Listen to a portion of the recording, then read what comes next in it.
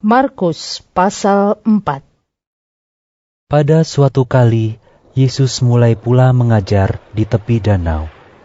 Maka datanglah orang banyak yang sangat besar jumlahnya mengerumuni dia, sehingga ia naik ke sebuah perahu yang sedang berlabuh lalu duduk di situ. Sedangkan semua orang banyak itu di darat, di tepi danau itu. Dan ia mengajarkan banyak hal dalam perumpamaan kepada mereka. Dalam ajarannya itu, ia berkata kepada mereka, "Dengarlah, adalah seorang penabur keluar untuk menabur. Pada waktu ia menabur, sebagian benih itu jatuh di pinggir jalan. Lalu datanglah burung dan memakannya sampai habis. Sebagian jatuh di tanah yang berbatu-batu, yang tidak banyak tanahnya. Lalu benih itu pun segera tumbuh, karena tanahnya tipis. Tetapi sesudah matahari terbit, layulah ia dan menjadi kering karena tidak berakar. Sebagian lagi jatuh di tengah semak duri. Lalu makin besarlah semak itu dan menghimpitnya sampai mati, sehingga ia tidak berbuah. Dan sebagian jatuh di tanah yang baik. Ia tumbuh dengan suburnya dan berbuah. Hasilnya, ada yang 30 kali lipat, ada yang 60 kali lipat, ada yang 100 kali lipat." Dan katanya, "Siapa mempunyai telinga untuk mendengar, hendaklah ia mendengar." ketika ia sendirian, pengikut-pengikutnya dan ke-12 murid itu menanyakan dia tentang perumpamaan itu. Jawabnya, "Kepadamu telah diberikan rahasia kerajaan Allah. Tetapi kepada orang-orang luar segala sesuatu disampaikan dalam perumpamaan, supaya sekalipun melihat, mereka tidak menanggap, sekalipun mendengar, mereka tidak mengerti, supaya mereka jangan berbalik dan mendapat ampun." lalu ia berkata kepada mereka, "Tidakkah kamu mengerti perumpamaan ini? Kalau demikian, bagaimana kamu dapat memahami semua perumpamaan yang lain?" Penabur itu menaburkan firman. Orang-orang yang di pinggir jalan, tempat firman itu ditaburkan, ialah mereka yang mendengar firman, lalu datanglah iblis dan mengambil firman yang baru ditaburkan di dalam mereka. Demikian juga yang ditaburkan di tanah yang berbatu-batu, ialah orang-orang yang mendengar firman itu dan segera menerimanya dengan gembira. Tetapi mereka tidak berakar dan tahan sebentar saja. Apabila kemudian datang penindasan atau penganiayaan karena firman itu, mereka segera murtad. Dan yang lain ialah yang ditaburkan di tengah semak duri. Itulah yang mendengar firman itu, lalu kekhawatiran dunia ini dan tipu daya kekayaan dan keinginan-keinginan akan hal yang lain, masuklah menghimpit firman itu sehingga tidak berbuah. Dan akhirnya, yang ditaburkan di tanah yang baik ialah orang yang mendengar dan menyambut firman itu lalu berbuah. Ada yang 30 kali lipat, ada yang 60 kali lipat, dan ada yang 100 kali lipat. Lalu Yesus berkata kepada mereka, "Orang membawa pelita bukan supaya ditempatkan di bawah gantang atau di bawah tempat tidur, melainkan supaya ditaruh di atas kaki dian. Sebab tidak ada sesuatu yang tersembunyi yang tidak akan dinyatakan, dan tidak ada sesuatu yang rahasia yang tidak akan tersingkap. Barang siapa mempunyai telinga untuk mendengar, hendaklah ia mendengar." Lalu ia berkata lagi, "Camkanlah apa yang kamu dengar. Ukuran yang kamu pakai untuk mengukur akan diukurkan kepadamu, dan di samping itu akan ditambah lagi kepadamu. Karena siapa yang mempunyai, kepadanya akan diberi, Tetapi siapa yang tidak mempunyai, apapun juga yang ada padanya akan diambil daripadanya. Lalu kata Yesus, Beginilah hal kerajaan Allah itu. Seumpama orang yang menaburkan benih di tanah, lalu pada malam hari ia tidur, dan pada siang hari ia bangun, dan benih itu mengeluarkan tunas, dan tunas itu makin tinggi, bagaimana terjadinya tidak diketahui orang itu. Bumi dengan sendirinya mengeluarkan buah. Mula-mula tangkainya, lalu bulirnya, kemudian butir-butir yang penuh isinya dalam bulir itu. Apabila buah itu sudah cukup masak, orang itu segera menyabit sebab musim menuai sudah tiba. Katanya lagi, Dengan apa hendak kita membandingkan kerajaan Allah itu? Atau dengan perumpamaan manakah hendaknya kita menggambarkannya? Hal kerajaan itu seumpama biji sesawi yang ditaburkan di tanah. Memang, biji itu yang paling kecil daripada segala jenis benih yang ada di bumi. Tetapi, apabila ia ditaburkan, ia tumbuh dan menjadi lebih besar daripada segala sayuran yang lain dan mengeluarkan cabang-cabang yang besar sehingga burung-burung di udara dapat bersarang dalam naungannya. dalam banyak perumpamaan yang semacam itu, ia memberitakan firman kepada mereka sesuai dengan pengertian mereka. Dan tanpa perumpamaan, ia tidak berkata-kata kepada mereka, tetapi kepada murid-muridnya, ia menguraikan segala sesuatu secara tersendiri. Pada hari itu, waktu hari sudah petang, Yesus berkata kepada mereka, Marilah kita bertolak ke seberang.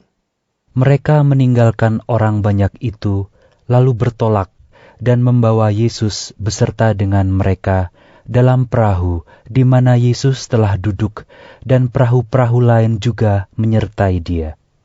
Lalu mengamuklah taufan yang sangat dahsyat, dan ombak menyembur masuk ke dalam perahu, sehingga perahu itu mulai penuh dengan air. Pada waktu itu, Yesus sedang tidur di buritan di sebuah tilam. Maka murid-muridnya membangunkan dia dan berkata kepadanya, Guru, kau tidak peduli kalau kita binasa? Ia pun bangun, menghardik angin itu dan berkata kepada danau itu, Diam, tenanglah. Lalu angin itu reda, dan danau itu menjadi teduh sekali. Lalu ia berkata kepada mereka, Mengapa kamu begitu takut? Mengapa kamu tidak percaya?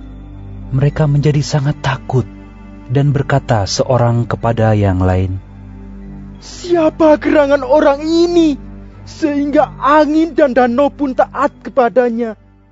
Markus pasal 5. Lalu sampailah mereka di seberang danau, di daerah orang Gerasa. Baru saja Yesus turun dari perahu, datanglah seorang yang kerasukan roh jahat dari pekuburan menemui dia. Orang itu diam di sana, dan tidak ada seorang pun lagi yang sanggup mengikatnya, sekalipun dengan rantai, karena sudah sering ia dibelenggu dan dirantai. Tetapi rantainya diputuskannya, dan belenggunya dimusnahkannya, sehingga tidak ada seorang pun yang cukup kuat untuk menjinakkannya.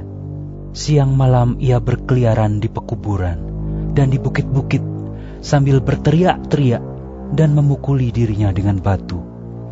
Ketika ia melihat Yesus dari jauh, berlarilah ia mendapatkannya, lalu menyembahnya.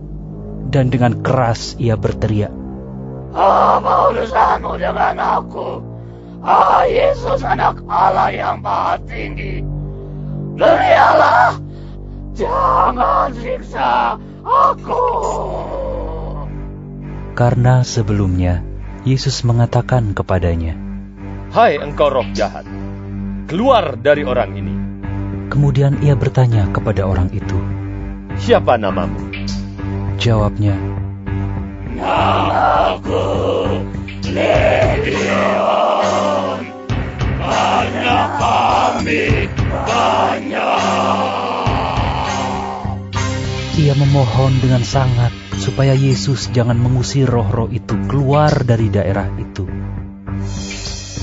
Adalah di sana di lereng bukit, sejumlah besar babi sedang mencari makan. Lalu roh-roh itu meminta kepadanya. Katanya, "Suruhlah kami pindah ke dalam babi-babi itu. Biarkanlah kami memasukinya." Yesus mengabulkan permintaan mereka. Lalu keluarlah roh-roh jahat itu dan memasuki babi-babi itu. Kawanan babi yang kira-kira 2.000 jumlahnya itu terjun dari tepi jurang ke dalam danau dan mati lemas di dalamnya. Maka larilah penjaga-penjaga babi itu dan menceritakan hal itu di kota dan di kampung-kampung sekitarnya. Lalu keluarlah orang untuk melihat apa yang terjadi. Mereka datang kepada Yesus dan melihat orang yang kerasukan itu duduk, sudah berpakaian dan sudah waras. Orang yang tadinya kerasukan legion itu. Maka takutlah mereka. Orang-orang yang telah melihat sendiri hal itu mencari terakan kepada mereka tentang apa yang telah terjadi atas orang yang kerasukan setan itu dan tentang babi-babi itu. Lalu mereka mendesak Yesus supaya ia meninggalkan daerah mereka.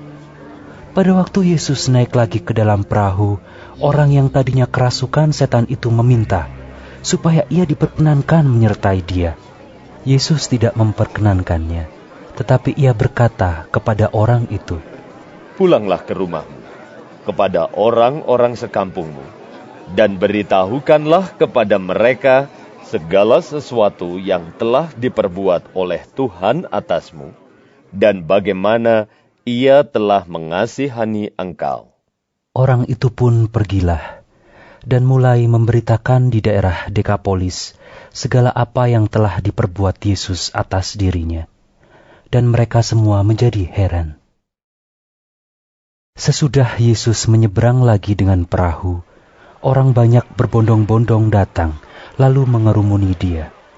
Sedang ia berada di tepi danau, datanglah seorang kepala rumah ibadat yang bernama Yairus. Ketika ia melihat Yesus, tersungkurlah ia di depan kakinya, dan memohon dengan sangat kepadanya. "Anakku perempuan sedang sakit, hampir mati. Datanglah kiranya dan letakkanlah tanganmu atasnya, supaya ia selamat dan tetap hidup." Lalu pergilah Yesus dengan orang itu. Orang banyak berbondong-bondong mengikuti dia dan berdesak-desakan di dekatnya. Adalah di situ seorang perempuan yang sudah 12 tahun lamanya menderita pendarahan. Ia telah berulang-ulang diobati oleh berbagai tabib, sehingga telah dihabiskannya semua yang ada padanya. Namun sama sekali tidak ada faedahnya. Malah sebaliknya, keadaannya makin memburuk. Dia sudah mendengar berita-berita tentang Yesus. Maka di tengah-tengah orang banyak itu, ia mendekati Yesus dari belakang dan menjamah jubahnya. Sebab katanya, "Asal ku jamah saja jubahnya, aku akan sembuh." Seketika itu juga berhentilah pendarahannya, dan ia merasa bahwa badannya sudah sembuh dari penyakitnya. Pada ketika itu juga Yesus mengetahui bahwa ada tenaga yang keluar dari dirinya. Lalu ia berpaling di tengah orang banyak dan bertanya, "Siapa yang menjamah jubahku?" Murid-muridnya menjawab, "Engkau melihat bagaimana orang-orang ini berdesak-desakan dekatmu, dan engkau bertanya, siapa yang menjamah aku?" Lalu ia memandang sekelilingnya untuk melihat siapa yang telah melakukan hal itu. Perempuan itu yang menjadi takut dan gemetar ketika mengetahui apa yang telah terjadi atas dirinya, tampil dan tersungkur di depan Yesus, dan dengan tulus memberitahukan segala sesuatu kepadanya. Maka katanya kepada perempuan itu, "Hai anakku, imanmu telah menyelamatkan engkau. Pergilah dengan selamat dan sembuhlah dari penyakitmu." Ketika Yesus masih berbicara, datanglah orang dari keluarga kepala rumah ibadat itu dan berkata, "Anakmu sudah mati. Apa perlunya lagi engkau menyusah-nyusahkan guru?" Tetapi Yesus tidak menghiraukan perkataan mereka dan berkata kepada kepala rumah ibadat, "Jangan takut, percaya saja." Lalu Yesus tidak memperbolehkan seorang pun ikut serta, kecuali Petrus, Yakobus, dan Yohanes, saudara Yakobus. Mereka tiba di rumah kepala rumah ibadat, dan di sana dilihatnya orang-orang ribut, menangis, dan meratap dengan suara nyaring. Sesudah ia masuk, ia berkata kepada orang-orang itu, "Mengapa kamu ribut dan menangis? Anak ini tidak mati, tetapi tidur." Tetapi mereka menertawakan dia. Maka diusirnya semua orang itu, lalu dibawanya ayah dan ibu anak itu, dan mereka yang bersama-sama dengan dia masuk ke kamar anak itu. Lalu dipegangnya tangan anak itu, katanya, "Talita kum," yang berarti, "Hai anak, aku berkata kepadamu, bangunlah." seketika itu juga anak itu bangkit berdiri dan berjalan, sebab umurnya sudah 12 tahun. Semua orang yang hadir sangat takjub. Dengan sangat ia berpesan kepada mereka, supaya jangan seorang pun mengetahui hal itu. Lalu ia menyuruh mereka memberi anak itu makan. Markus pasal 6. Kemudian Yesus berangkat dari situ dan tiba di tempat asalnya, sedang murid-muridnya mengikuti dia. Pada hari Sabat, ia mulai mengajar di rumah ibadat, dan jemaat yang besar takjub ketika mendengar dia, dan mereka berkata, "Dari mana diperolehnya semuanya itu? Hikmat apa pulakah yang diberikan kepadanya? Dan mujizat-mujizat yang demikian bagaimanakah dapat diadakan oleh tangannya? Bukankah ia ini tukang kayu, anak Maria, saudara Yakobus, Yoses, Yudas, dan Simon? Dan bukankah saudara-saudaranya yang perempuan ada bersama kita?" Lalu mereka kecewa dan menolak dia. Maka Yesus berkata kepada mereka, Seorang nabi dihormati di mana-mana kecuali di tempat asalnya sendiri, di antara kaum keluarganya dan di rumahnya. ia tidak dapat mengadakan satu mukjizat pun di sana, kecuali menyembuhkan beberapa orang sakit dengan meletakkan tangannya atas mereka. Ia merasa heran atas ketidakpercayaan mereka. Lalu Yesus berjalan keliling dari desa ke desa sambil mengajar. Ia memanggil ke-12 murid itu dan mengutus mereka berdua-dua. Ia memberi mereka kuasa atas roh-roh jahat dan berpesan kepada mereka supaya jangan membawa apa-apa dalam perjalanan mereka kecuali tongkat, roti pun jangan, bekal pun jangan, uang dalam ikat pinggang pun jangan. Boleh memakai alas kaki, tetapi jangan memakai 2 baju. Katanya selanjutnya kepada mereka, Kalau di suatu tempat, kamu sudah diterima dalam suatu rumah, tinggallah di situ sampai kamu berangkat dari tempat itu. Dan kalau ada suatu tempat yang tidak mau menerima kamu, dan kalau mereka tidak mau mendengarkan kamu, keluarlah dari situ dan kebaskanlah debu yang di kakimu sebagai peringatan bagi mereka. Lalu pergilah mereka memberitakan bahwa orang harus bertobat. Dan mereka mengusir banyak setan dan mengoles banyak orang sakit dengan minyak dan menyembuhkan mereka. Raja Herodes juga mendengar tentang Yesus, sebab namanya sudah terkenal, dan orang mengatakan, Yohanes Pembaptis sudah bangkit dari antara orang mati, dan itulah sebabnya kuasa-kuasa itu bekerja di dalam dia. Yang lain mengatakan, Dia itu Elia. Yang lain lagi mengatakan, Dia itu seorang nabi, sama seperti nabi-nabi yang dahulu. Waktu Herodes mendengar hal itu, ia berkata, Bukan, dia itu Yohanes yang sudah kupenggal kepalanya. dan yang bangkit lagi. Sebab memang Herodeslah yang menyuruh orang menangkap Yohanes dan membelenggunya di penjara, berhubung dengan peristiwa Herodias, istri Filipus saudaranya, karena Herodes telah mengambilnya sebagai istri. Karena Yohanes pernah menegur Herodes, "Tidak halal engkau mengambil istri saudaramu." Karena itu, Herodias menaruh dendam pada Yohanes dan bermaksud untuk membunuh dia, tetapi tidak dapat. Sebab Herodes segan akan Yohanes, karena ia tahu bahwa Yohanes adalah orang yang benar dan suci, jadi ia melindunginya.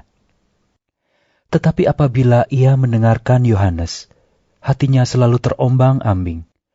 Namun ia merasa senang juga mendengarkan dia. Akhirnya tiba juga kesempatan yang baik bagi Herodias. Ketika Herodes pada hari ulang tahunnya mengadakan perjamuan untuk pembesar-pembesarnya, perwira-perwiranya, dan orang-orang terkemuka di Galilea. Pada waktu itu, anak perempuan Herodias tampil lalu menari, dan ia menyukakan hati Herodes dan tamu-tamunya. Raja berkata kepada gadis itu, "Minta daripadaku apa saja yang kau ingini, maka akan kuberikan kepadamu."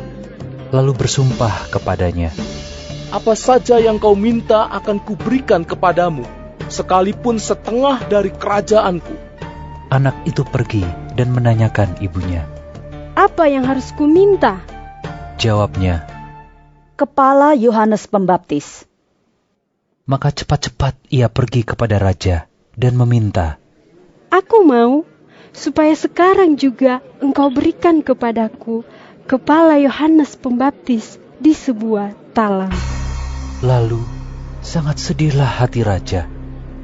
Tetapi karena sumpahnya dan karena tamu-tamunya, ia tidak mau menolaknya. Raja segera menyuruh seorang pengawal dengan perintah supaya mengambil kepala Yohanes. Orang itu pergi dan memenggal kepala Yohanes di penjara. Ia membawa kepala itu di sebuah talam dan memberikannya kepada gadis itu, dan gadis itu memberikannya pula kepada ibunya. Ketika murid-murid Yohanes mendengar hal itu, mereka datang dan mengambil mayatnya, lalu membaringkannya dalam kuburan. Kemudian rasul-rasul itu kembali berkumpul dengan Yesus dan memberitahukan kepadanya semua yang mereka kerjakan dan ajarkan. Lalu ia berkata kepada mereka, "Marilah ke tempat yang sunyi, supaya kita sendirian dan beristirahatlah seketika. Sebab memang begitu banyaknya orang yang datang dan yang pergi, sehingga makan pun mereka tidak sempat. Maka berangkatlah mereka untuk mengasingkan diri dengan perahu ke tempat yang sunyi. Tetapi pada waktu mereka bertolak, banyak orang melihat mereka dan mengetahui tujuan mereka. Dengan mengambil jalan darat, segeralah datang orang dari semua kota ke tempat itu, sehingga mendahului mereka. Ketika Yesus mendarat, ia melihat sejumlah besar orang banyak, maka tergeraklah hatinya oleh belas kasihan kepada mereka, karena mereka seperti domba yang tidak mempunyai gembala. Lalu mulailah ia mengajarkan banyak hal kepada mereka. Pada waktu hari sudah mulai malam, datanglah murid-muridnya kepadanya dan berkata, "Tempat ini sunyi dan hari sudah mulai malam. Suruhlah mereka pergi, supaya mereka dapat membeli makanan di desa-desa dan di kampung-kampung di sekitar ini." Tetapi jawabnya, "Kamu harus memberi mereka makan."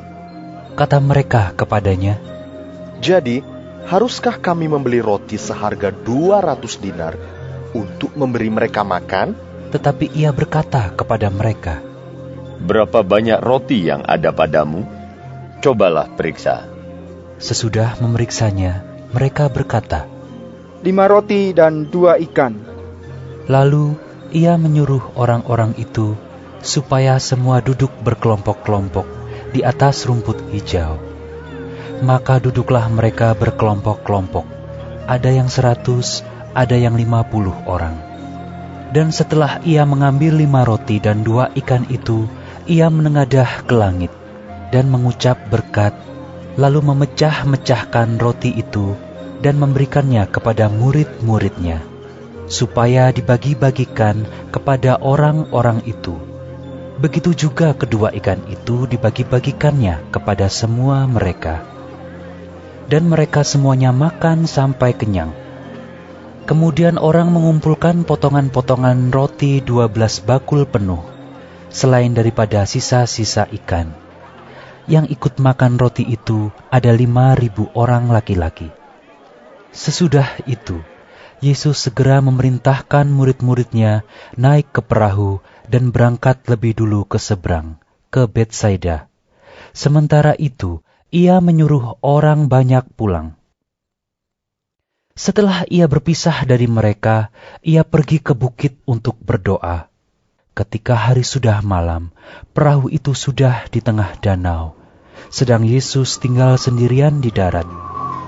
Ketika ia melihat betapa payahnya mereka mendayung karena angin sakal, maka kira-kira jam 3 malam, ia datang kepada mereka berjalan di atas air, dan ia hendak melewati mereka.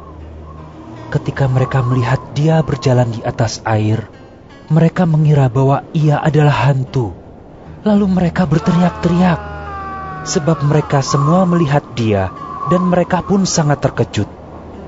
Tetapi segera ia berkata kepada mereka, "Tenanglah, aku ini, jangan takut." Lalu ia naik ke perahu mendapatkan mereka, dan angin pun redalah. Mereka sangat tercengang dan bingung, sebab sesudah peristiwa roti itu, mereka belum juga mengerti, dan hati mereka tetap degil.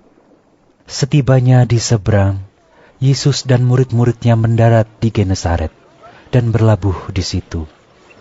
Ketika mereka keluar dari perahu, orang segera mengenal Yesus.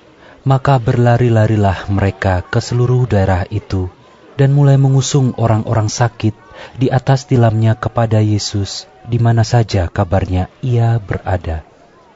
Kemanapun ia pergi, ke desa-desa, ke kota-kota, atau ke kampung-kampung, orang meletakkan orang-orang sakit di pasar dan memohon kepadanya, supaya mereka diperkenankan hanya menjamah jumbai jubahnya saja. Dan semua orang yang menjamahnya menjadi sembuh.